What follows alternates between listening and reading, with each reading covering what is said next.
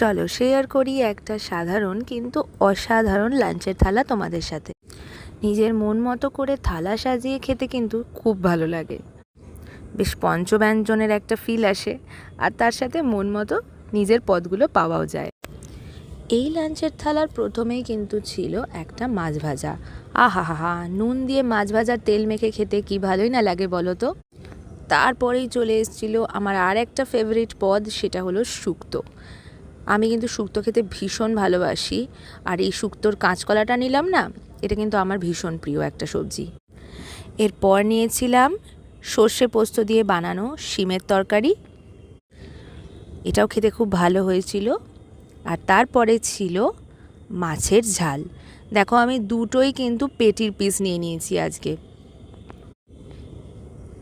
এই রেসিপিটা কিন্তু আমার মা খুব ভালো বানায়, বেশ একটা টক টক ঝাল ঝাল ফ্লেভার আছে এটায়।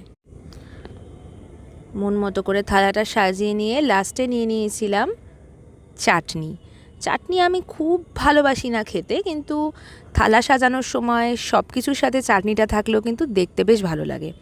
আর একদম শেষে ছিল এক গ্লাস জল। কেমন লাগলো এই পুরো লাঞ্চের থালাটা তোমাদের অবশ্যই জানিও একটা কমেন্ট করে। আর এই সব আইটেমের মধ্যে তোমাদের কোনটা খেতে সব থেকে ভালো লাগে সেটাও জানাতে ভুলো না কিন্তু।